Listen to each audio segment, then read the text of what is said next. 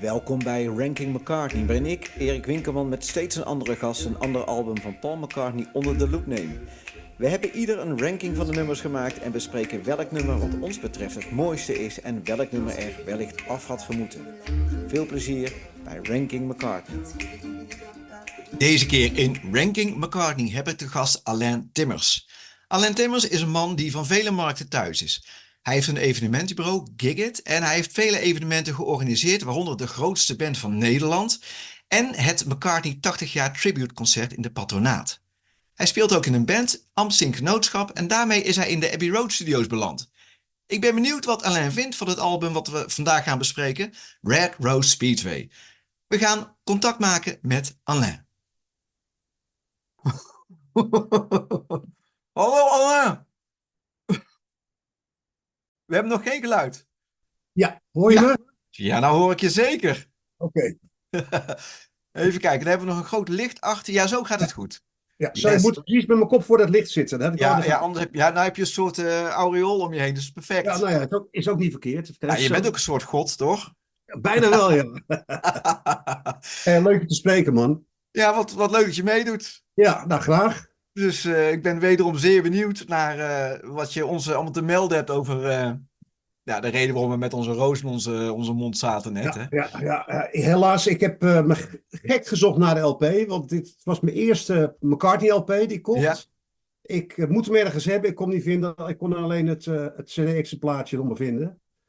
Ja, ik heb inmiddels meerdere exemplaren. Ik heb natuurlijk ook die half-speed remaster en dit is dan die archive edition. Ja, fantastisch. En bij die archive, ja, die moet je eigenlijk wel hebben hoor. Daar zit Moet je hebben, ja? De dubbel versie bij. Ja, dat was de bedoeling, hè, dat het een dubbel versie zou worden. Ja. Oh, wat Maar goed, man. de maatschappij besloot dat het misschien geen slim idee was. Nee. Maar daarom hebben we zo'n mooie uitvoering met die mooie klaphoes. Oh ja, fantastisch. Ja. En die is super mooi. En er zit ook een heel boekwerk bij. Het is eigenlijk gemaakt ook echt als dubbelalbum. Ja. Dus al het artwork was al klaar. Ja. En dat hebben ze maar zo gehouden. Dus, Ja. Godverdorie, ja. Ik kende die niet. Ik wist wel dat hij er was, maar ik heb hem nog nooit gezien eigenlijk. Ja, jij bent natuurlijk een van de samen met Jorik van Noorden, de grote McCartney-kenners natuurlijk. Ik ben mijn hele leven, zolang ik weet, ben ik gek op de Beatles geweest. Ik heb ook alles van de Beatles gehad. Mijn vader kocht alle singeltjes van de Beatles. Ja. Die we op een gegeven moment uitgeleend hebben aan iemand en over terug gehad hebben. Je weet precies hoe ken ik wel, ja. Ja. Alle LP's, maar die heb ik nog allemaal. En toen kwam McCartney natuurlijk. Ik was eigenlijk na de Beatles was ik een beetje uit het oog verloren. En toen kreeg ik van een vriendin, en dat heb ik jou toen laten zien met de kersteditie, kreeg ik Mary Had a Little Lamb van haar. En daar heb ik dierbare herinneringen aan haar. Ze is vorig jaar overleden. En daardoor ben ik weer een beetje into de Beatles gekomen. En toen kwam ik eigenlijk op het spoor van, ik had zijn eerste Ram en die andere had ik nog helemaal niet geluisterd. Maar ik kwam gelijk op het spoor van Red Road Speedway. En dat was mijn eerste goede ervaring met Paul McCartney. Ja. En ik ben pas nadat jij me gevraagd had, ben ik me echt in de materie gaan verdiepen. En ik heb me verbaasd dat hij zo enorm wordt afgezekerd, die LP. Ja, maf hè? Ja, ik vind het een van zijn mooiste. Ik vind het McCartney ter voet uit de liefste LP die hij ooit gemaakt heeft. Ja, en ook zulke mooie... alle kanten van McCartney komen erin terug, hè? Dus het is af en toe een beetje die extreem sentimentele, maar zeer experimentele. Ja, ook als je al die nummers hoort die er dan niet op zijn beland, hè? Wat een enorme productiviteit en een gigantische hoeveelheid songs. Ja, en ik ben ervan geschrokken toen ik echt de diepte in ging. Want ik heb toen ook weer gezegd dat ik ben iemand van melodieën. En de teksten neem ik er een beetje bij. Daar luister ik nooit echt veel naar. Ik ben veel meer van de arrangementen en de melodieën. Dus ik heb wel alles van McCartney. Heel veel boeken heb ik ook gelezen. Maar ik ga nooit echt de diepte in over McCartney. En omdat je het aan mij gevraagd hebt, ben ik wel een beetje de diepte in. Ja. Was ik inderdaad echt geschrokken van de kritieken op Red Rose Speedway. Ja. En ik hoop dat we het ook nog eens een keer gaan meemaken dat die kritieken herschreven worden. Want er staat by far een van zijn allermooiste nummers op die hij ooit gemaakt heeft. Nog geen spoiler, hè? Ik ga niet spoilen, ik wou net zeggen, daar komen we straks wel op. Ook wat minder, maar het is over het algemeen, maar het heeft ook te maken met sentimentaliteit, Ja. omdat natuurlijk, die LP is natuurlijk dik 50 jaar oud en ik heb hem al 50 jaar. Dat je er zo mee verweven zit met die muziek, dat je eigenlijk, het was ook eigenlijk voor mij een ondoenlijke opgave om het te ranken, omdat ik vond het gewoon zielig om één nummer om het slechtste nummer uit te kiezen. Ja, dat ken ik. Ja. En dus, het was Kill Your Darlings. En zelfs dan nog dacht ik van ja, toch eigenlijk moet ik toch niet switchen. Want ik heb vanmiddag nog 2 keer zitten luisteren. Ik laat die lijst gewoon zoals die is. Ik vond deze ook heel lastig. Ik vond Ram heel lastig om te ranken. En deze ook. Maar even, voor de lieve kijkertjes thuis. Alleen, kan jij je even kort voorstellen? Nou, ik ben zeg maar gepensioneerd. En ik heb op 52 jaar geleden heb ik de basgitaar ontdekt. En toen heb ik natuurlijk gelijk een Hufner gekocht. En toen ben ik bas gaan spelen. En vandaar ben ik in een band terechtgekomen. Het Amsing Genootschap. Dat is een Haarlems-bandje die maakt Nederlandstalige muziek. Wij strijden tegen het overbodig gebruik van het Engelse lidwoord in de Nederlandse taal. Dus wij zeggen, elke sale is er één te veel. Wij houden van uitkoop. En we hebben een hekel aan kids, we zijn gek op kinderen. Nou, daar gaan zeg maar een hoop van onze liedjes over. Dus wij treden veel op voor taalgenootschappen, ook in België. Dus dat doe ik. Ik organiseer concerten. In het patronaat heb ik de Sunday Sessions. En dat doe ik 8 keer per jaar. In de kleine zaal organiseer ik de betere tributes bands. 2 jaar geleden met een paar andere mensen hebben we Paul McCartney's verjaardag gevierd. Op de dag dat hij jarig was. Ja. En met een aantal zeer goede solisten erbij. Een heel mooi zeg maar ook. Ja, het was inderdaad een beetje cherrypicking geweest. Alles wat mooie van McCartney hebben we toen gespeeld. Ik zal een linkje hieronder zetten met het volledige concert is te zien online. Dus, Klopt, ja. Oh, heel goed, ja. Dus ja, dat soort dingen doe ik allemaal. En ik manage een paar bandjes en ik sport nog een beetje. En ik ben nog opa. En ik heb een goed gevuld leven eigenlijk, moet ik zeggen. Een mooi leven ook. Heel goed. En je bent in Abbey Road beland met die Amsing Genootschap. Ja, of wij zijn... of het Amsing Genootschap. Het Amsing Genootschap, ja. We zijn... Eerst zijn we gewoon een keertje naar Engeland gegaan, 2 jaar geleden, omdat een van onze bandleden, Erik J. Kolen, is een illustrator. Die tekent veel, ook veel van de Beatles heeft hij gemaakt. En toen vonden we het leuk om daar even langs te lopen. En toen gingen we terug in de trein.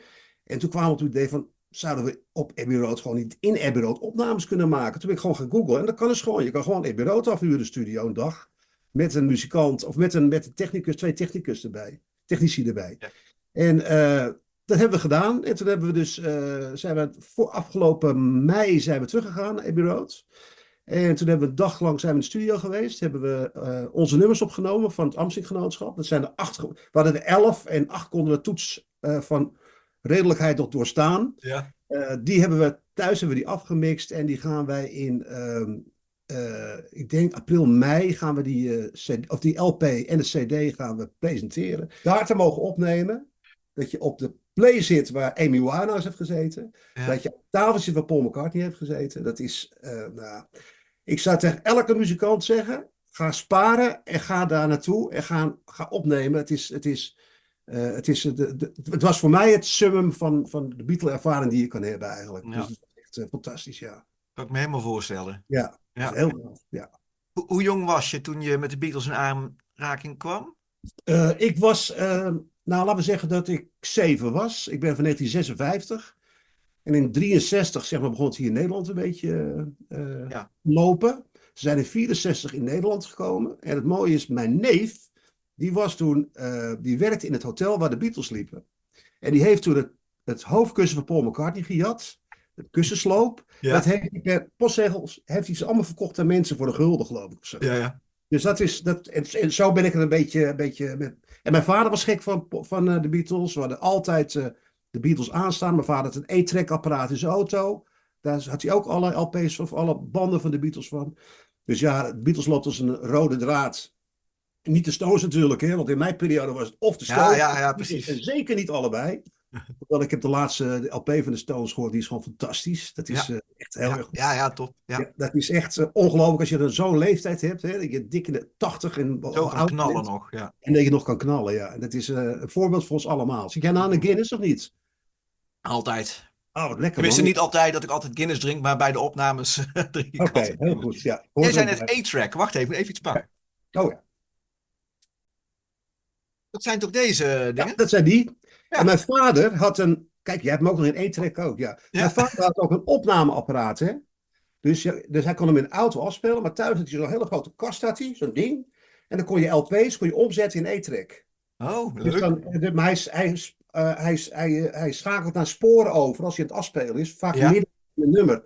Dus er zitten sommige nummers bij, sommige LP's, die ik eigenlijk alleen maar van die E-track ken. En dan, als ik dan het origineel hoor, dan verwacht ik dat hij over gaat slaan naar het volgende spoor. Dus dat je een Ja. klik hoort en die hoor je dus niet. Ja, Ja. wat Ja, gaat. ik heb dit op een rommelmarkt gekocht voor 50 cent. Even kijken. Ja, Ja, kijk, een beetje zien zo. ja, dat is E-track, ja. Ja. Ja. Ja. Ja, fantastisch, ja. Dus, Leuk. het schijnt alleen dat het geluid niet heel denderend is, hè, van zo'n A-Track. Nou, toen de tijd waar al die installaties in die auto's ook Ja, niet maakt heel het niet veel. uit. Je was al rijk als je zo'n ding had in je auto. Dus ik Ja. bedoel, Ja. dat was prima eigenlijk. Wat grappig.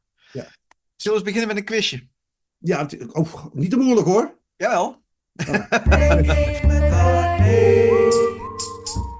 Ranking McCartney. Daar Quiz. gaat de Mecca Quiz met Alain Timmers. Nou, we gaan eens kijken wat hij ervan bakt. 5 vragen. Daar komt hij. Vraag 1. Glyn Johns stopte als producer van dit album en McCartney vroeg waarom John zo'n ongeïnteresseerde houding had. En de twee Dennis vroegen dat ook. Maak John's quote af. When you do something that's interesting, I'm there. But if you think because you are playing with Paul McCartney that everything you do is a gem of marvelous music, you're wrong. It isn't. It's A. Shite. B. A waste of money. Of C. My time to leave. Ik denk dat het My Time to Leave was. We gaan eens kijken. Shite is het. Ah, shit, toch shit. Ik heb Ja. het toevallig van de week gelezen, ja. Ja. Ja. Ja. Hij zat vooral in het controlehok, de opnameruimte, Ja. zich stierlijk te vervelen, krantjes te lezen, terwijl de band oeverloos aan het jammen was en aan het blowen was. Ja. En ja, hij is op een gegeven moment opgestapt. Daar gaan we het nog wel over hebben straks. Ja. Vraag 2. Welk nummer stamt niet uit de Ram-tijd? A. Big Barn Bad. B. One More Kiss. C. Get on the Right Thing. Of D. Little Lamb Dragonfly. Jezus, ik denk. Nou, de gok One More Kiss. Het is helemaal goed gegokt. Ja, god, ja. Ja. Ik heb je van tevoren gewoon. Ik ben niet goed in dit soort dingen. Hè? Je hebt nu de helft goed, dus ja, Ja, dat is precies, super. ja. Ik geloof 1 op 1. 5. We gaan door. Ja. Vraag 3. Op de achterflap van de vinylhoes staat een boodschap in braille. Wat staat er? A. Paul's not dead. B. We love you baby. Of C. No need for meat. Nou, ik dacht dat het was voor Stevie Wonder dat hij het erop gezet had. En dan Dat moet het klopt. zijn We Love You Baby. Yes, helemaal goed. Ja. Ja. Zelfs op die nieuwe remaster hebben ze dat ook weer gezet. Ik dacht eerst dat hij er niet op stond, maar ze hadden hem in plaats van onderop de achterflap bovenop de achterflap gezet. Oké. Ja. Vraag 4. Waar komt de titel Red Rose Speedway vandaan? Kies 2 antwoorden, want er gaan verschillende verhalen over. A. De naam van Pauls huishoudster was Rose. B. De naam werd gehaald uit het boek Tales of the Truth. Of C. Het was de naam van de motor die Paul in 1967 van een fan kreeg. En die motor is ook te zien op de hoes. Nou, ik gok op A en C. Het is A en B. A en B. Vraag 5. Red Rose Speedway zou oorspronkelijk een dubbelalbum worden. Ja. Later probeerde Paul dit nog een keer. Mislukte ook. Welk album of albums? Nou, ik heb geen idee. Tug of War. Wat zeg je? Met Tug of War. Dat zou Tug of Tug of War. War. Het zou een dubbelalbum worden. Toen werd het dus Tug of War Pipes of Peace. Ja. Wat vind je zijn slechtste LP trouwens? We kijken even niet naar de klassieke uitstapjes en zo, hè, maar gewoon de... Nee, precies. Echt Ja. gewoon Paul McCartney nummers. Paul Ik McCartney denk- doet het. Ik denk Chaos and Creation in de backyard. Meen je niet? Ja. Ik vond Press to Play vond ik erg. Ja, die vind ik fantastisch. Ja, en Back to the Egg vond ik ook zo erg. Oh, die vind ik ook leuk. Ja. Ja. Maar- Nee, weet je wat het is? Op Chaos and Creation er staan een paar geweldige nummers. Echt, ik Ja. vind Fine Line heel tof. Ja. Ja, meerdere. Maar er staan een paar draken van liedjes op die ik... ja, It Never Happened Before vind ik niet mooi. Vind je dat En nog niet een paar mooi? van die nummers, ja. Dus ja. Ja. Ik zal je vertellen, ik ben toen met, even kijken. Ik ben toen met een vriend van mij, ben ik in de periode van deze LP, dus misschien dat ook wel te maken heeft met ook weer sentimentaliteit. Toen was McCartney, geloof ik, 2003 of was dat, 2004. Ja. En toen was hij al vrij op leeftijd. En die vriend en ik, Gerard Versteeg was dat, wij gingen naar alle concerten van McCartney in Nederland altijd. En toen dachten wij van, hij komt misschien niet meer. En toen ging hij optreden in Dallas. En toen hebben wij via eBay voor een waanzinnige bedrag hebben we kaartjes gekocht. En zijn we naar Amerika gevlogen, naar Dallas. En toen stonden we daar in die rij en er waren allemaal mensen. We're from Oklahoma, we're from Holland. En toen speelde hij heel veel nummers van het Chaos and Creation in the Backyard. Dus vandaar dat ik het Fine Line is mooi. Een geweldig nummer. Die is mooi. En oké, maar dat is maar goed ook, hè, dat smaken verschillen natuurlijk. Ja, maar dit album moet al heel hoog in het vaandel gehouden, hè, door veel fans. Ja. En daarvoor zeg jij dat je het de slechtste vindt. Ja, daarom een beetje stangen, weet je wel. Daar ben jij ook heel goed in, hè, stangen. Ik ben heel erg goed in stangen. Ja, ik las dat ze jou ook wel de rasmug noemen. Oh, dat kan, ja. Ja, nou, ik heb daar wel ik neem mij geen blad voor de mond, weet je. En als ik iets zie, of ik signaleer iets, of ik hoor iets waar ik het niet mee eens ben, of ik raar vind, dan zeg ik dat gewoon. En dat wordt door sommige mensen wordt dat gewaardeerd, maar ook door een aantal mensen wordt dat helemaal niet gewaardeerd. En het mooie is van als je dat soort dingen online gebeurt. En kijk, Haarlem is net een dorp. En ik ken alle Haarlems, zeg maar, want ik doe heel veel werk ik in de stad. Alle kerstverlichting doen wij al 60 jaar in de stad, dus Haarlem. En dus dan heb je online kan je nog wel een keer een dingetje hebben met iemand, een discussietje hebben, maar dan komen we elkaar later in de kroeg tegen. En dan is het gewoon een biertje nemen en is alles weer goed hoor. Een beetje yen is ook al lekker, toch? Ja, natuurlijk. Af en toe een beetje zuiver. Ja. Die McCartney 80 concert, hè? Had jij nummers waarvan je dacht van, die moeten in ieder geval gespeeld worden? Ja. Had jij inspraak in, of niet? Ik heb het gedaan met Jos Maathoff, die ons helaas is ontvallen afgelopen december. Ik heb het gedaan met Mart van Rode, een vriend van mij. En ik heb het gedaan met Neil Russell. En Neil Russell is een van de meest onderschatte bassisten van Nederland. Die is een Schot en een vriend van mij. Waanzinnig goede bassist. Aha. En wij waren met z'n vieren net zo gek op McCartney als ik dat ben. En toen kwam dat idee om dat concert te gaan geven. Daar zijn we 3 jaar mee bezig geweest, want COVID kwam er nog even fijn tussen. Ja. En we waren toen op zoek naar goede solisten, die moesten we vinden. En we moesten een goede band hebben. En vooral de nummers. Dat was erg belangrijk. En er waren natuurlijk een paar nummers, waaronder het nummer Little Lamb Dragonfly. Juist. Ja. Dat is... Door Jork, hè, uitgevoerd. Ja, die heeft de Jork uitgevoerd, ja. En we hebben echt... iedereen had een beetje een zing in de nummers die we deden. Maar we wilden het wel allemaal mooi. Kijk, McCartney heeft ook lelijke dingen gedaan. Tenminste, dingen die ik helemaal niks vind. En die gingen we dus niet doen. We moesten wel allemaal nummers zijn waarvan we met z'n drieën zeiden van ja, dat is goed, weet je wel. En we hadden toen een paar hele goede muzikanten die zeiden van nee, je moet dat nummer en dat nummer doen. Nee, dat gaan we niet doen. We gaan deze nummers doen. En die hebben we ook inderdaad ook gedaan. En het was een waanzinnige ervaring was dat. En we gaan trouwens in de reprise gaan we. We gaan in september gaat Neil, over wie ik het net had, die gaat ook in het patronaat, gaat hij Now and Then gaat hij doen. Het is nummers van McCartney en van de Beatles. Ook weer met een paar goede muzikanten. Dan geeft hij een beetje een eigen twist aan.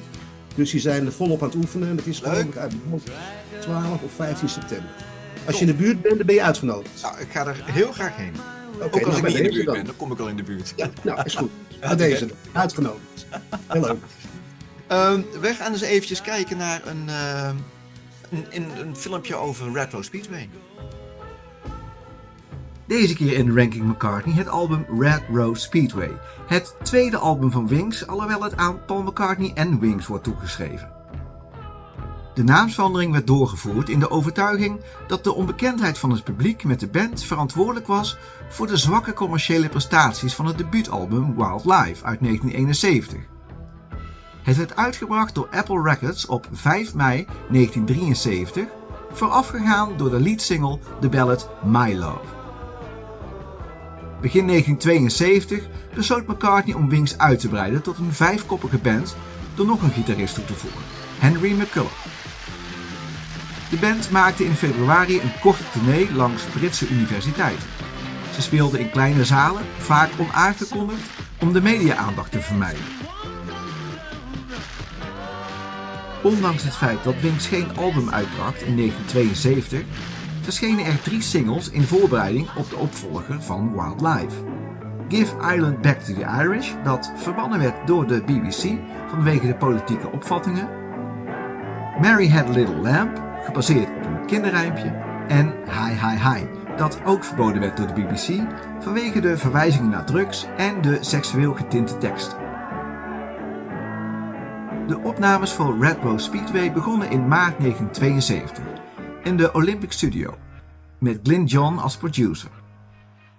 Tijdens de eerste sessie vroeg McCartney aan Johns om hem te zien als de bassist van de band, in plaats van als Paul McCartney. Maar hij nam vervolgens aanstoot toen Johns hem als een gewone muzikant behandelde. Johns vond Wings geen echte band en niet van het kaliber artiest waar hij gewoonlijk mee werkte.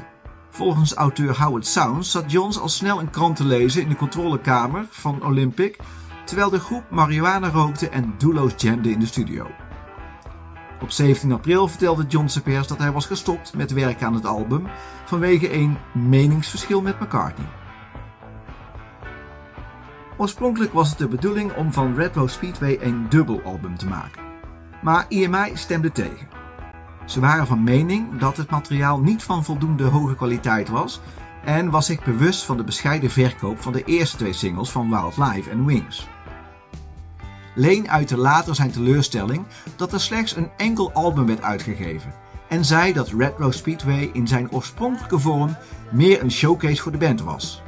Onder de weglatingen waren zijn composities I Would Only Smile en I Lie Around, waarop Lane ook de leadsong zong. McCulloch was ook teleurgesteld dat verschillende van McCartney's rock-georiënteerde tracks uit de volgorde waren geschrapt, waardoor de voorkeur werd gegeven aan het lichtere materiaal van de sessies. De verpakking van Red Rose Speedway bevatte een 12 pagina's tellend LP-boekje in een gatefold hoes. Het artwork voor de binnenkant van de gatefold en een deel van het boekje was ontworpen door Eduardo Paolozzi, terwijl popartiest Alan Jones tekeningen, een schilderij en een fotocollage van enkel vrouwen bijdroeg. De graphics werden ontworpen door Gordon House. EMI stemde ermee in om te betalen voor deze uitbundige verpakking die oorspronkelijk bedoeld was voor het geplande dubbelalbum. De coverfoto werd genomen door Linda McCartney. Het toont Paul voor een motorfiets met een roos in zijn mond. Op de achterflap zien we de voet van een microfoonstandaard en een boeket rozen. En in de ruimte onder deze afbeelding in braillebericht, gericht aan Stevie Wonder met de tekst We love you baby. In Amerika was Capitol Records bezorgd dat de plaatsing van de rode roos op de voorkant het gezicht van McCartney onherkenbaar zou maken voor platenkopers. Omdat er geen artiestencredit was opgenomen bij deze afbeelding, gaf het bedrijf het album uit met een blauwe sticker in de rechterbovenhoek die de band identificeerde en de nummers opzomde. Red Rose Speedway bereikte nummer 5 in de UK Albums Chart en op nummer 1 in de Billboard Top LP en Tape Chart in Amerika. Hoewel het een commercieel succes was, kreeg het album gemengde reacties van muziekcritici, waarbij verschillende recensisten de nummers als onbeduidend en middelmatig beschouwden. In een interview uit 1977 zei McCartney dat hij er altijd een paar maanden over deed om een album in zijn totaal te kunnen beluisteren. In het geval van Red Rose Speedway zei hij dat hij het album niet kon uitstaan. Nou, fijn is dat. Ja, hij vond het zelfs ook niks. En ook Linda was er heel lang Dan niet ben ik echt aan boos roepen in de over. woestijn, denk ik. Ja. Ja, ik denk dat hij wel eens bijgedraaid. Want Dat dus moet ook wel. Dat moet ja, ook. in die Archive Edition is heel veel werk erin gestoken. En dan Ja. ook met die Half Speed serie is hij ook weer verschenen. Dus ja, wel grappig. Ken jij dit boek? Nee, die ken ik niet. Grote aanrader. Ik heb hem al vaker Oké. aangeprezen in de ranking. Het is geschreven dus, dit is van 1969 tot 73. Bijna van dag tot dag. Maar zonder de power of hindsight. Dus het is echt, Oké. nummers worden aangekondigd met werktitels. En later kom je er pas achter dat het de nummers zijn die wij kennen en zo. Ja, wat Super grappig. tof. Ja. Maar daar heb ik ook veel informatie uit kunnen halen over Red Rose Speedway. En die hadden kunnen winnen vandaag, als ik al die vragen goed had gehad. Ja, en ik had het klaar liggen. Dus snel weer uit de verpakking gehaald. Ja. Maar ook wel grappig, het gaat over Linda, die zeer onzeker was in deze tijd. Ja. En die was helemaal blij dat Glyn Johns achter de knoppen stond. Want dat waren meteen buddies samen. Omdat zij kende hem nog van de Get Back-serie, had hij aan meegewerkt. De Get Back Sessions had hij aan meegewerkt. En de onzekere Linda had meteen van, jou ken ik. En hij vond het ook leuk om met haar te werken. En Linda had wel heel veel opgetreden eigenlijk. Hè? Dus met die concerten op al die scholen en zo. Voor duizenden mensen al. Maar ze was nog niet zo sterke pianiste, toetseniste. Dus ze kreeg les van Paul. Maar dat eindigde meestal in ruzies. Staat in het boek. En daarom kreeg zij les van de overbuurvrouw, Mrs. Matthews. Die ging haar piano leren spelen. Dat is goed, hè? Ik denk dat we kunnen gaan ranken. Nou, dan moeten we dat maar gaan doen dan. Ja. Ranking McCartney. Ranking McCartney. Goed, you know the drill. Jij bent hier te gast, dus laat me weten. Het zijn 9 nummers. Nou, daar gaat hij. Nummer 9 al, hè? Nummer 9, ja. Loop, First Singing on the Moon. Ik weet niet goed, want ik kan basgitaar spelen een beetje. Dus dat is wel lekker nummer om mee te spelen. Maar voor de rest, ik kan er eigenlijk weinig mee. Ik vind het is een beetje een experimenteel dingetje. Zeker, een beetje Pink Floyd vibes. Hè? Ja, precies, dat zit erin. Hè. Dat is helemaal niet Des McCartney's. Dus het is een beetje een buitenbeentje op de LP. En vandaar dus nummer 9. Ik snap hem. Bij mij op 9, My Love. Oef. Ja, ik snap hem wel. Ik snap wel, hij is bij mij staat hij ook niet heel hoog, maar hij is een beetje uitgekoud ook. Zeker. Ja. Het is de reden waarom ik die LP heb gekocht, was My Love natuurlijk. Hè? Dan ga je die LP kopen, dat deed je dan vroeger. Maar ik snap inderdaad wel, het is een nummer die ik skip altijd 2 nummers op deze LP. En My Love hoort daarbij. My Love hoort daarbij, ja. Ja, weet je, ik vind het nummer... Het is helemaal geen slecht nummer eigenlijk, maar ik vind hem te soft. Ik vind hem erg suikerig. En inderdaad dat orkest er ook bij. En ik denk als hij hem gewoon heel simpel had opgenomen, zonder al die jus eroverheen, had ik hem denk ik mooier gevonden. Ja, hij was voor Linda, hè, dus ik bedoel, terugwerkende kracht, hè, ik bedoel... Het heeft zeker charme. Hij heeft 4 weken op 1 gestaan in Amerika. Het was een grote hit. Even kijken.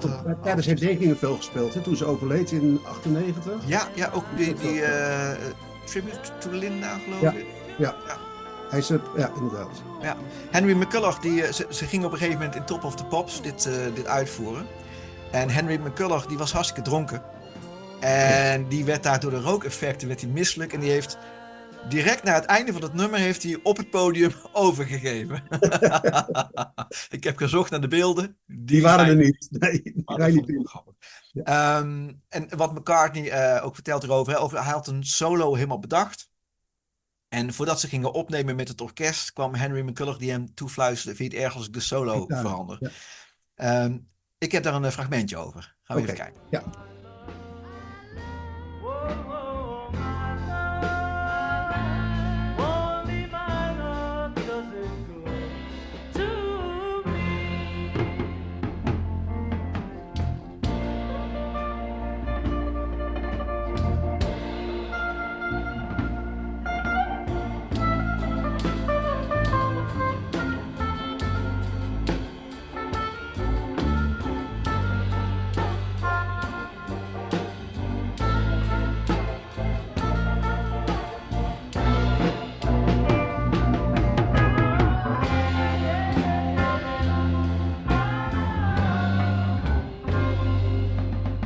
With Wings, I was a bit conscious of that. I wanted to try and let people sort of, be themselves. It worked out though on a few occasions. In fact, in this studio we did My Love, ballad that we were doing. And we'd worked it out, we'd rehearsed it, and we had a full orchestra. It was live, that was recorded live, played and sang live. And we had the whole orchestra all waiting, for the downbeat. And Henry McCulloch, the Irish guitar player there, he comes over to me and we're ready to go. just a minute. What's that, Henry? He says, do you mind if I change the solo? Not at all. You know, you go ahead. And actually, it's one of the best solos he ever played.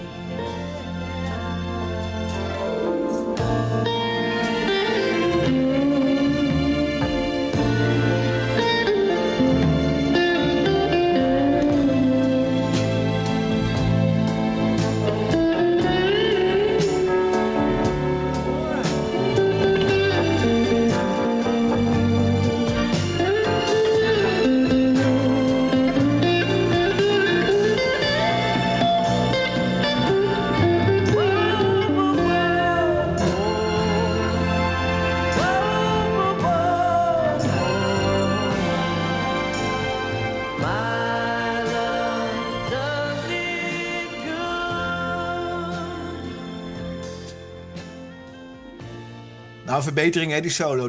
Ja, zeker. Ja, dit was, maar het is inderdaad, als je dat plaatje ook ziet met zijn gitaar, die gitaar en die solo, is het wel heel suikerzoet hoor. Het is wel een beetje, deed me eigenlijk een beetje aan James Last denken in die periode. Ja. Het zag er ook zo een beetje uit. Dus het was wel erg suikerzoet. Maar dat klopt. Toch wel een klassieker eigenlijk. Ja, en wel grappig, het stond dus op nummer 1 in Amerika, een week of 4 lang. En hij werd van de nummer 1 plaats verdrongen door George Harrison. Ja. Met heb het al My gezien. Sweet Love, even kijken. Nee, een andere was het. Give Me Love. Ja, Give Dat Me was Love. het, Ja. Dus dat is dan wel weer leuk. Goed, gaan we naar nummer 8. Ja, nummer 8 heb ik Big Barn Bed. Oké, wauw. Ja, ik vertelde dat ik 2 nummers oversloeg altijd. Als de LP, nummer 1 is altijd Big Barn Bed en nummer 2 is My Love. En ik begin altijd pas bij nummer 3, omdat ik vind Big Barn Bed en My Love vind ik niet zo erg interessant, moet ik zeggen.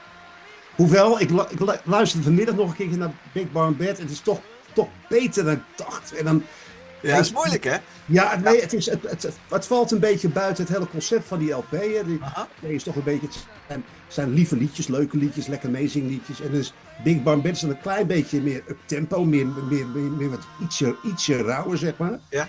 Daar was ik vroeger helemaal niet van het rauwe. Maar toen ging ik vanmiddag weer luisteren. Ja, toch is het ook geen slecht nummer. Maar er moet nou eenmaal een nummer... Nee, je hebt helemaal gelijk. Staan. Gelijk. Dus dat is mijn motivatie voor nummertje 8. Wauw. Ja. Heb je dat fragment gezien, volgens mij van die James McCartney special? Dan Nee. beginnen ze dus te spelen voor geen publiek, maar dan hebben ze het publiek op tv-schermpjes staan. Oké, gaaf. Dat is wel grappig. Ik zal het er doorheen monteren. Ja, dat bedoel je. Ja, ik neem zomaar aan dat jij Big Barn Bed hoger hebt staan. Ja, die heb ik zeker hoog staan. Ja, Ja. ja. Zeker, ja, we komen nog op. Ja. Is goed, ja. Bij mij op 8, One More Kiss. Ja, McCartney doet een country liedje. Ja. Maar dan is wel een country waar ik niet echt van hou. Ik vind het een beetje te gelikt. Ik vind zijn zang wel heel mooi. Vooral als je zingt I didn't mean to hurt you little girl. Met zo'n knik in zijn stem. Dat vind ik wel heel mooi. Ja. Maar te gladjes. En dat One More Kiss, dat slaat op zijn dochtertje. Die nog een kusje wilde, geloof Ja, ik. ja. Only One More Kiss. Nog maar eentje. zeg. One More Kiss, Ja, ja. ja.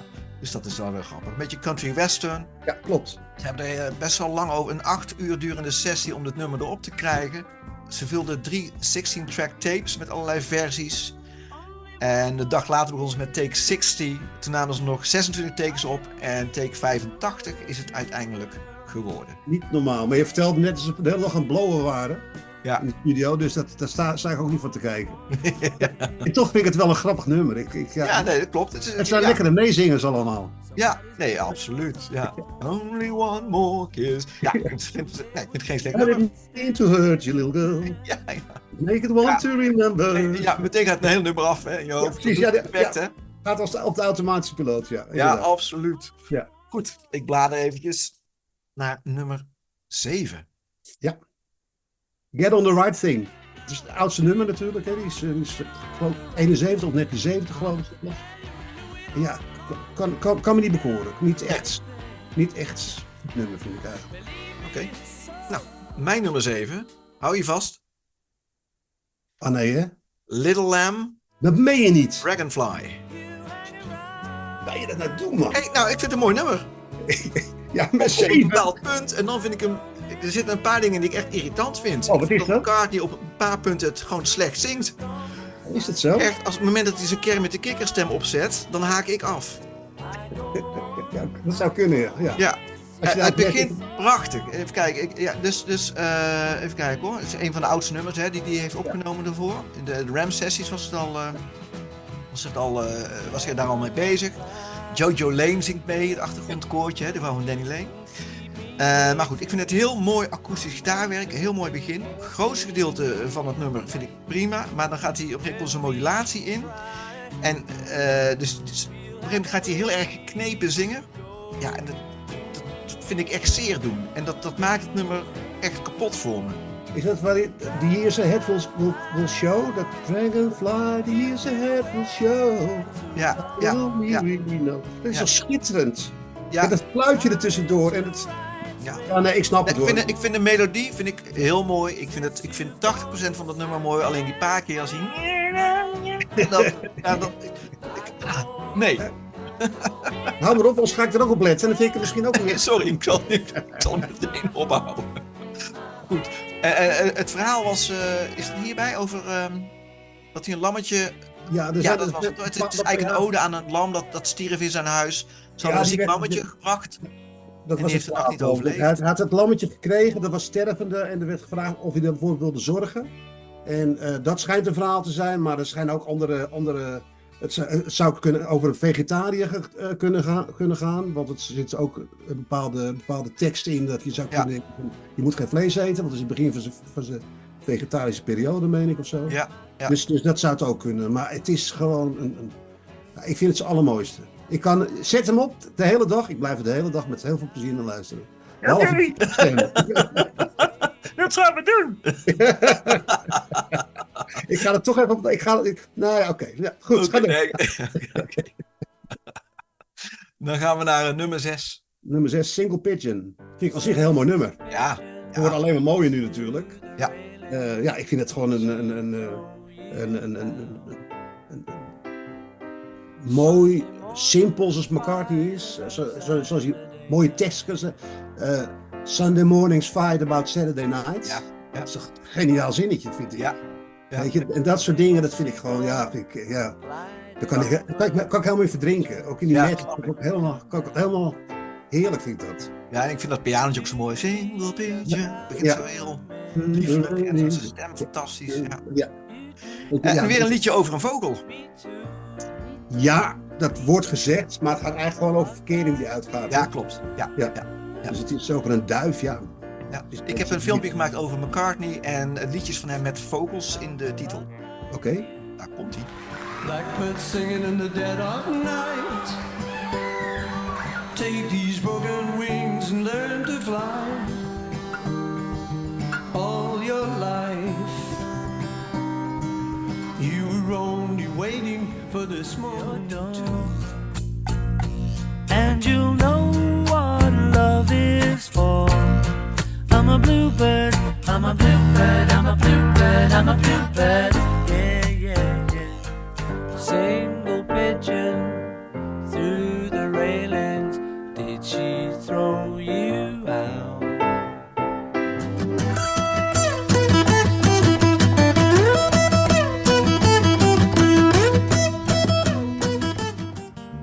Like so many girls, Jenny Wren could sing, but a broken heart took us away. I saw two magpies, a girl and a boy, one for sorrow, two for joy. Mooi. Grappig met die twee magpies op het einde. Ja. Ik was dus online even een plaatje natuurlijk van twee magpies. En er zijn er 3. Twee. Ik loop naar boven om drinken te pakken. Zitten 2 magpies op mijn balkon. Nee, niet. Oké. Die had ik moeten gebruiken, ja. Mijn nummer 6, Get on the Right Thing. Oké. Ja, dat vind ik het topnummer uit de Ram-tijd. Hè. De track was al opgenomen in 1970. Dat hebben ze later bewerkt nog. Ze wilden het nog even uitbrengen als single eind 1971. Dat is niet gebeurd. Ik vind dat lachje. Op een gegeven moment zingt hij Believe me it's so. En dan begint hij met een klein lachje daarin. Ja. Vind ik heel charmant. Heel Ja. ja, het is gewoon heel vrolijk nummer. En er zit ook een fijne yell in. Ook tof. En hij zingt op een gegeven moment My Plug Came Out. Heb je dat wel eens gehoord? Nee, dat is me niet opgevallen, nee. Can't go wrong. My plug came out.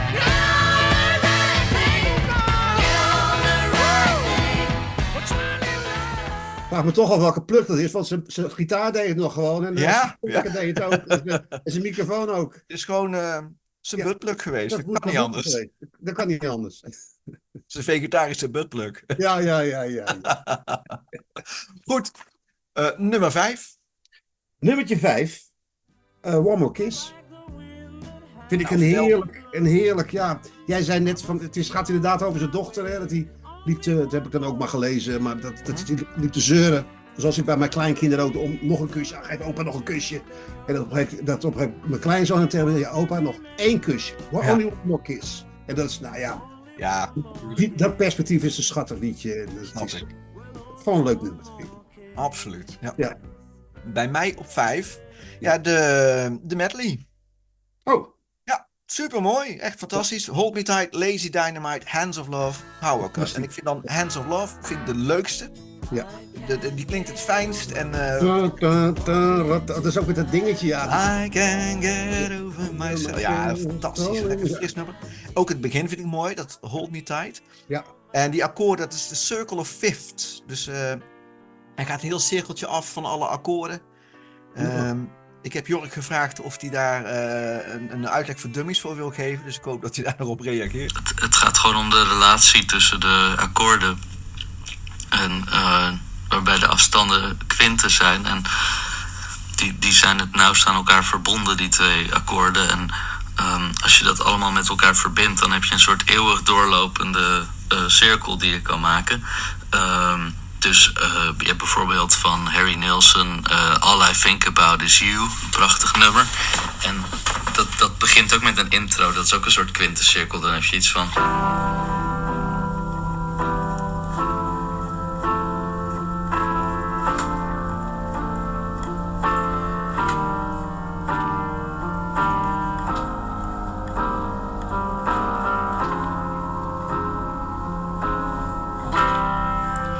Dat was ook een kwintencirkel, waarbij die dan weer eindigt op de 1. Super tof. Heel mooi. Ja, ik vind hem wel af en toe de medley iets wat simpel. McCartney zelf ook. Die heeft erover verteld van het is meer eventjes een grote schoonmaak in mijn restjes van nummers. Liedjes. Liedjes die ik maar niet liedjes. afkrijg. Ik gooi ze bij Ja. elkaar. Het is een beetje, hij Ja. noemt het laziness crept in, zei hij erover. Ja. Ja, misschien ook wel. Maar het mooie vind ik dan wel dat het eindigt met een paar stukjes uit die vorige nummers, weet je wel. Dus Ja, dat het einde blijft- maakt het echt een medley. ja, het maakt echt een medley een geheel, ja. Ja. Klopt, ja. Even kijken, over Hold Me Tight. Dat vind ik zeer sfeervol. McCartney op piano. Dan een mooie zware bas. Die typische Wings samenzang hoor je daar heel goed in. Dan hoe meer erbij komt, hoe minder ik het vind. Dan wordt hij een beetje simpel ook, qua tekst natuurlijk. Lazy Dynamite, een mooie harmonica door Danny Lane. Super tof. Ja, McCartney zingt hier alle vocalen, ook die hele hoge. Waarvan ik altijd dacht, dat is Danny Lane. Maar dat is ook Ja. McCartney. Ja. Super Dat tof. haalt hij nou niet meer hoor, dat hele hoog. Nee. Nee. Dus, het mooie is, we hadden het net over het E-track systeem van mijn vader. Mijn vader had Red Rose, nou weet ik het weer, die had Red Rose Speedway. En tijdens Hold Me Tight sloeg je over naar spoor. Dus telkens als ik dan Hold Me Tight, dan zit ik echt te wachten. Nee, dat gebeurt dus niet, want hij gaat gewoon door. Dus ik ben gewend dat er een pauze in zit. Ja, ik had het toen ik van LP's overstapte op CD's, dat je ook nog weet waar alle tikjes zaten. Ja, van precies. bepaalde Ja. album. Ja. Goed, dat was Lazy Dynamite. Mooie overgang naar Hands of Love. Met die woordloze vocaal is hij weer lekker aan het klooien. Fantastisch. Dan Hands of Love, lekker country-achtig nummertje. Het zit vol met die bra. Ja, vind ik altijd fantastisch als hij dat doet. En dan Power Cut, het meest afwijkende nummer van de medley. Hè, die valt er echt buiten. Mooie bas bij die intro. Ja. Solo van McCartney op Celeste. Dat is een soort klokkenspelachtige piano. Hè? Dus met die hamertjes die dan tegen keiharde snaren aantikken. Alan Parsons deed hier de techniek. Ook niet een van de minste. Hè? Ja, nou dat heb ik te melden hierover. Super mooi. Ja. Heel mooi, ja. Jouw nummer 4. Ja, dat is My Love. Zo. Want die heb ik toch een plekje in het linker rijtje gegund. Net in het linker rijtje zijn 9 nummers en het zit net even over de helft. Ja. Ja, om wat ik gezegd heb, ik vind het het is een nummer voor Linda natuurlijk. Het is de reden waarom ik die LP gekocht heb. En ja, hij is natuurlijk grijs gedraaid en het is een beetje vals sentimenteel-achtig dingetje geworden door de jaren heen. Ja. Ja, als ik dan lees dat hij er zelf tijdens herdenkingen aan zijn vrouw dat nummer altijd speelt. Voor hem is het een heel belangrijk nummer, even goed nog. Dus dan komt hij op mij het linkerrijtje. Maar ik vind hem uitgekoud. Ik vind hem, zoals ik bijvoorbeeld de nummer 1 100 keer kan horen op een dag, heb ik 1 keer in de maand mei laf ik al meer dan genoeg eigenlijk. Ja. Maar een belangrijk nummer in zijn oeuvre, absoluut. Ja, zeker. Bij mij op 4, Loop, The First Indian on the Moon. Ja. Voor een instrumentaal nummer van McCartney vind ik dit een van de bijzonderste nummers. Ik vind de sound heel mooi. Het is een mini-moog van Linda. Die had net die mini-moog gekregen en die hoor je ook behoorlijk terug in het nummer. Heel veel maffe geluidjes, verschillende tempo's. En dat beetje dat Indiaanse hummen erbij. Indiaanse gehum erin. Ja. Ik vind het super tof. Dat maffe fluitje op het einde. Ja. De tempowisselingen. Hier werden die problemen met Glyn Johns heel duidelijk. Die vond dit helemaal niks. Die vond allemaal geklooi. En die twee Danny's vroegen dus van, wat zit jij hier ongeïnteresseerd bij? Hè? Dus het shite. Ja, Waste of tape noemde die het ook. En hier was Paul, die nam hier echt helemaal de leiding terug. Hij zei eerst tegen Glyn Johns aan het begin van de opnames, ik ben maar de bassist, hè? Behandel me maar als de bassist. Niet echt de bedoeling. En toen gebeurde dat. Daar was hij ook niet blij mee. Hij is leuk om op te bassen, om een basgitaartje te pakken en even mee te spelen. Kan ik me voorstellen, Ja. Goed, over Glyn Johns nog. Dus hier waren de ergernissen stapelden zich op. Hij is opgestapt bij Mary Had a Little Lamb. Toen had hij er echt genoeg van. Hij snapte ook niet dat de andere bandleden daar klakkeloos in meegingen in dat nummer. Ja. Dus hij is opgestapt. Hij is al teruggekeerd later om het nummer af te maken met McCartney. Ook een beetje om het uit te praten. En volgens mij zijn ze wel redelijk goed uiteengegaan. Ja, heb ik ook begrepen, ja. Maar Glyn Johns die verweet McCartney ook dus dat er een hoop troep uitkwam. En dat er weinig productief iets gebeurde. Maar er zijn zoveel nummers gemaakt in deze tijd. En ik heb daar een filmpje over gemaakt. Dus alle nummers die niet op het album zijn verschenen. Maar die er wel op hadden kunnen staan. Red Rose Speedway. De nummers die het album niet haalden. Op 5 mei 1973 verscheen Red Rose Speedway. Aanvankelijk zou dit een dubbelalbum worden, maar als je nagaat wat McCartney in 71, 72 en 73 allemaal geschreven en opgenomen heeft, had het ook een 3 of 4 dubbelaar kunnen worden. McCartney was in de jaren zeer productief. In het jaar dat Red Rose Speedway uitkwam, verscheen ook Band on the Run. 2 albums in 1 jaar. En naast die 2 albums vele non-album tracks, singles en meerdere tournees. De dubbelaar Red Rose Speedway is als Archive Edition in 2018 verschenen. Maar dit is niet de versie die Paul oorspronkelijk voor ogen had. Toch vond ik deze dubbelaar een super toffe uitgave en ik kan hem dan ook van harte aanbevelen. Om jullie een beeld te geven van de extreem hoge productiviteit van McCartney rondom Red Rose Speedway, heb ik geprobeerd om alle opgenomen nummers op een rij te zetten. Dus, hopende dat ik niets oversla, alle nummers na het debuutalbum van Wings, Wild Life, tot aan het verschijnen van Red Rose Speedway. En de 12 nummers die op Red Rose Speedway staan, die sla ik hierbij gemakshalve even over. Give Ireland Back to the Irish.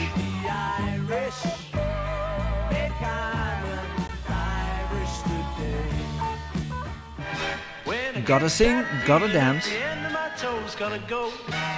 In a trance, getting itchy feet, and at the end of my nose, gotta sing, gotta dance. Tragedy.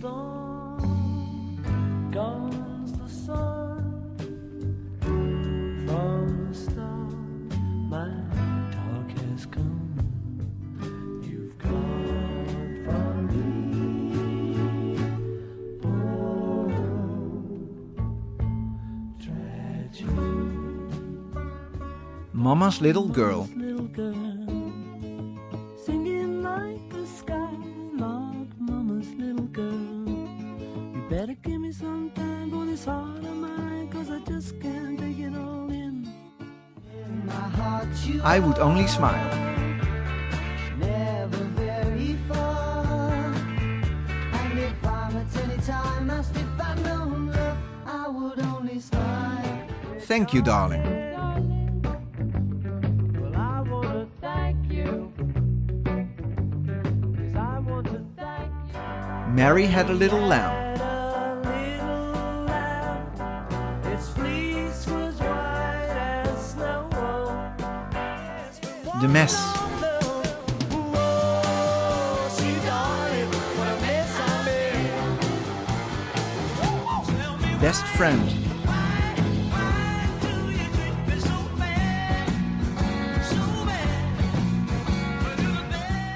Sea Moon. Sea moon, sea moon, sea moon. Hi Hi Hi. We're gonna get high, high, high. The night is young. Shoot in my pocket, little mama, gonna rock it every morning just because. Country Dreamer. You and I, country dreamer. When there's nothing else to do.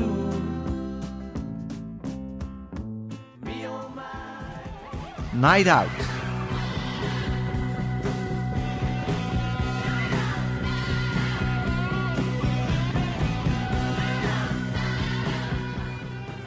Bridge on the River Suit.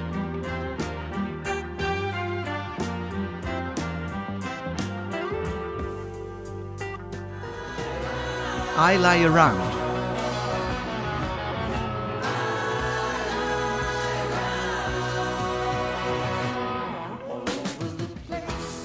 Live and Let Die.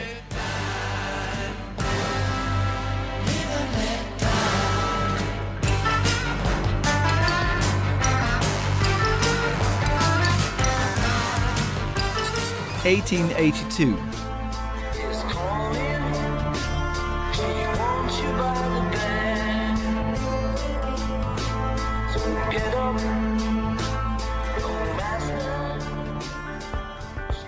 Jazz Street.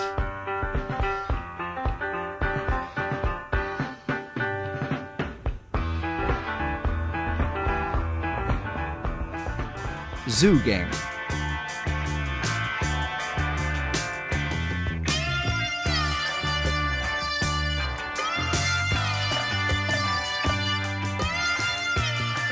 Naast het opnemen van deze grote hoeveelheid songs was McCartney ook nog volop live aan het spelen.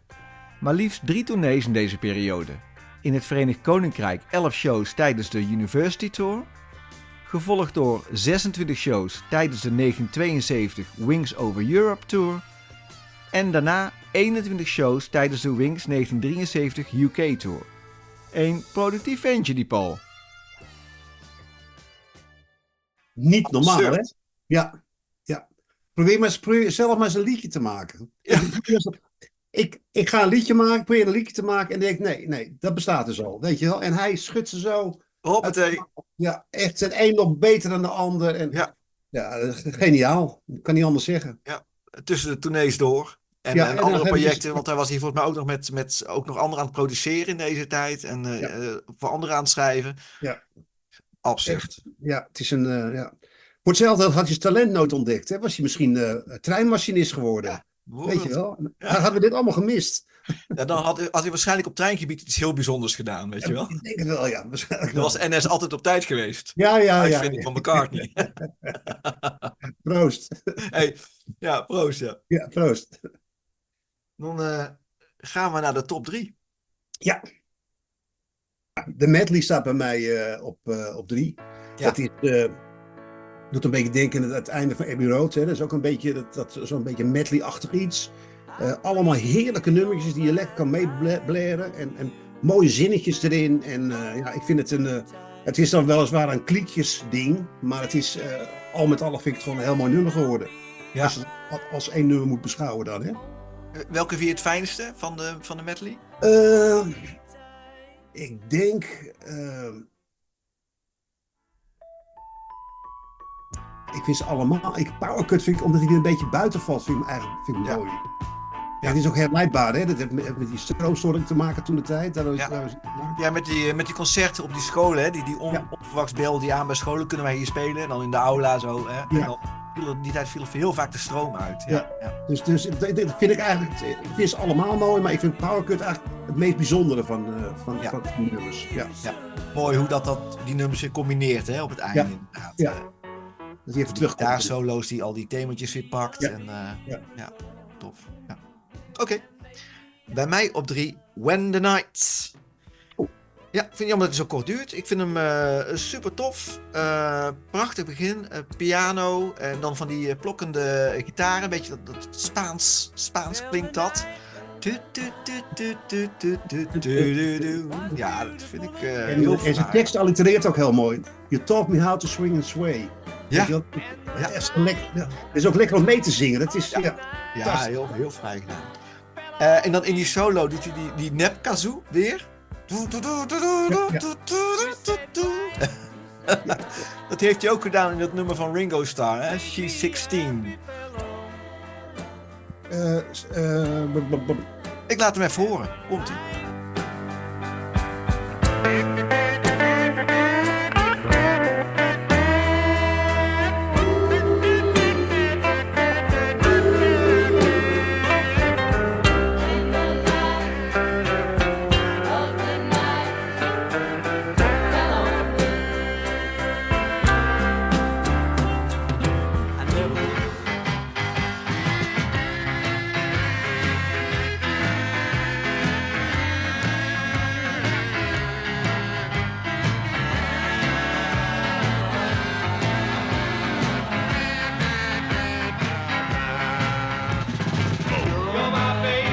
Ja, ik vind dat soort dingetjes zo leuk. Gewoon dat geklooi en maffe instrumentjes, maffe dingen met je stem doen. Blijven verrassen. En ook dat je denkt van, dat kan je niet maken, man. En toch doen. Huppatee, op dat album. Hij kon het zich ook veroorloven, hè?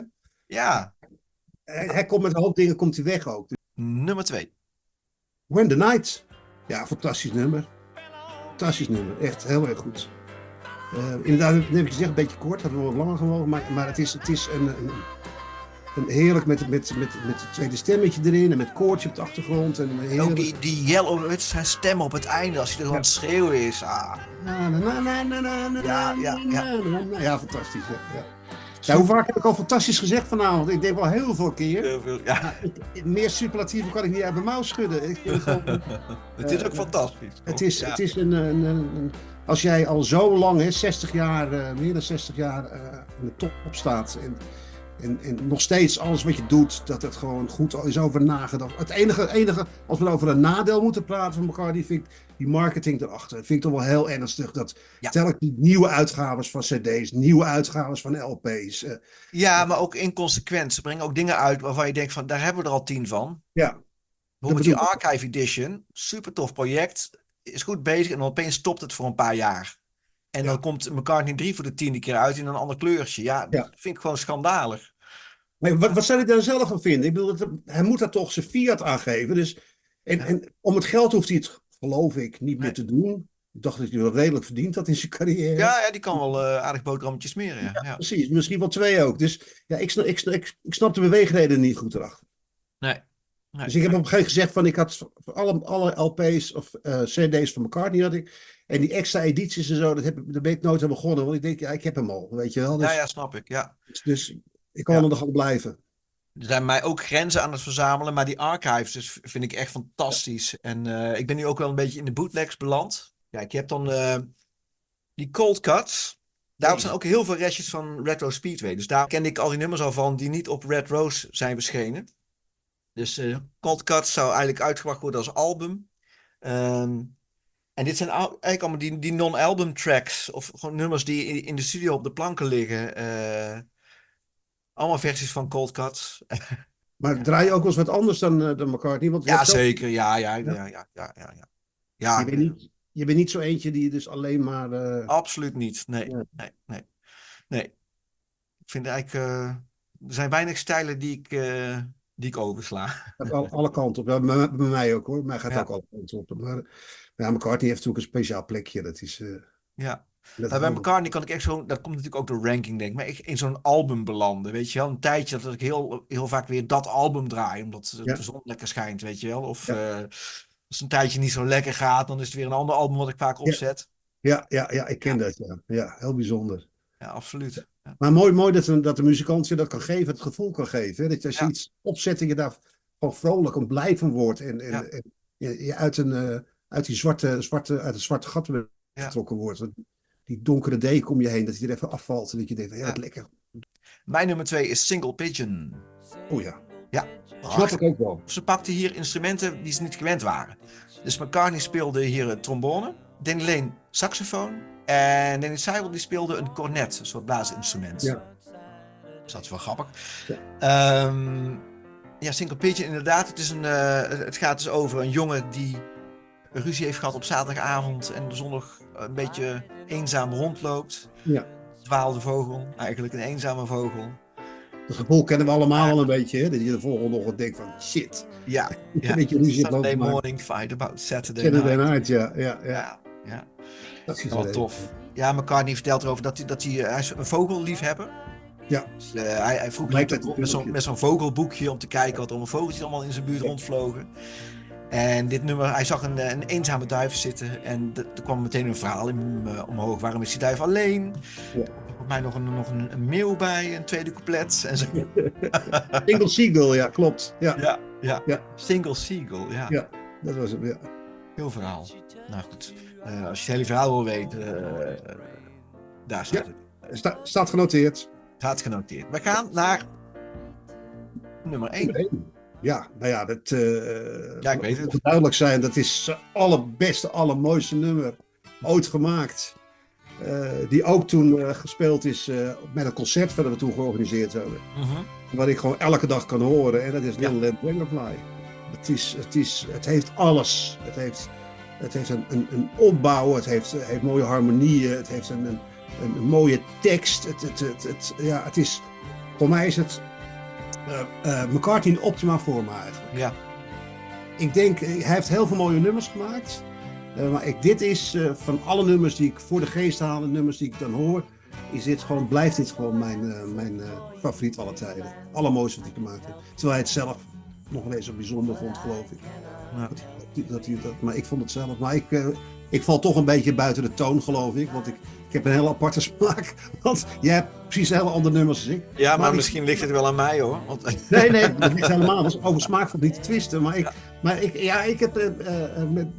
voor mij bij muziek komt altijd, gaat mij, zoals ik eerder zei, om een melodie Ja. en het gevoel wat ik erbij heb.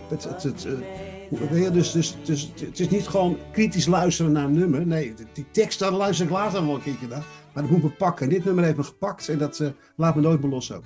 Ja. Dat is hem. Nou, hartstikke mooi. Ja. En jij? Bij mij op 1 Big Barn Bad. Die heeft Jeetje. heel laag staan.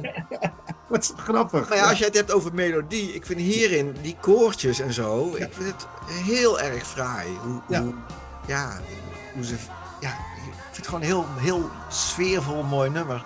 En een hele toffe opener van de plaat. Ja. Die akoestische gitaar en die elektrische gitaar, hoe die een soort spel met elkaar hebben. Maffe teksten. Een middenrijm, hè. Who you gonna weep on, who you gonna sleep on, who you gonna creep on next. En dan wordt het opeens beginrijm. Weeping on a willow, sleeping on a pillow, leaping armadillo.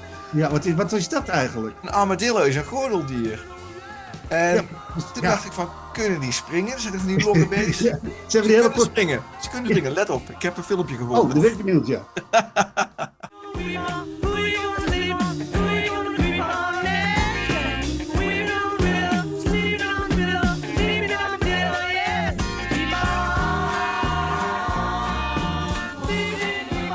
Leuk, hè?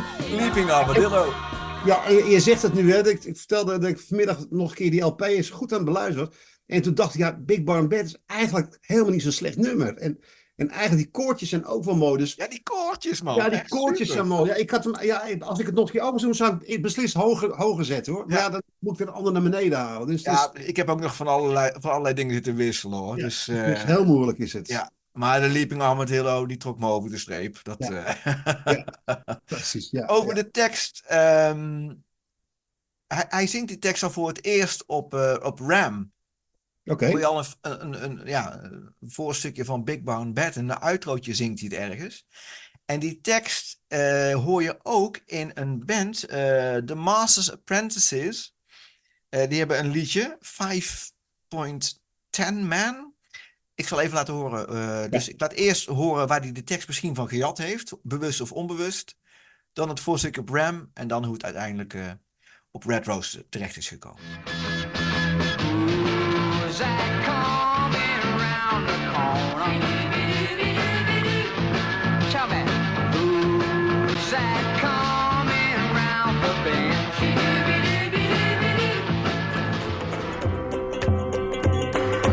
Who's that coming down that corner? Who's that coming? Who's that coming round that corner? Who's that coming round that bend? Who's that coming round? Jij had hoger moeten staan. Had toch hoger moeten staan, Erik. Helaas, te laat. Helaas. Nee, maar het is, ja, Het is wat het is. het is wat het is. We kunnen het niet meer veranderen. Hè? Nee.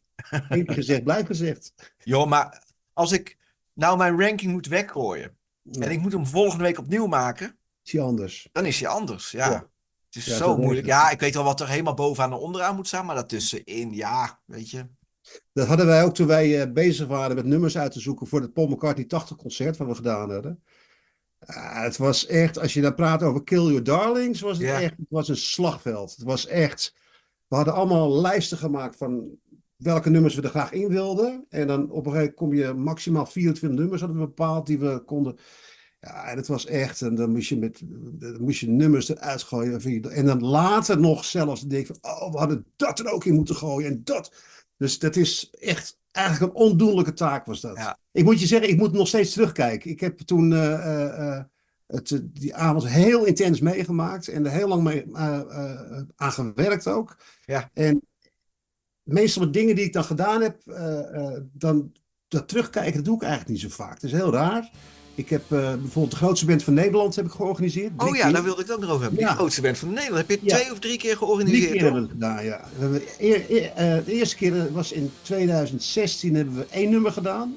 Hebben we alleen van Neil Young hebben we het nummer gedaan. Ja. En hoeveel en- man waren dat toen? Weet je dat nog? Dat waren toen 250. Mhm. En daar hebben we een clip van gemaakt. En die is echt, die wordt als een malle bekeken. Die is al meer dan 3 miljoen keer bekeken. Wauw. Dan kan je op YouTube kan je gewoon live kijken wie er op dat moment aan het kijken zijn in welke landen allemaal. Dus het is te gek.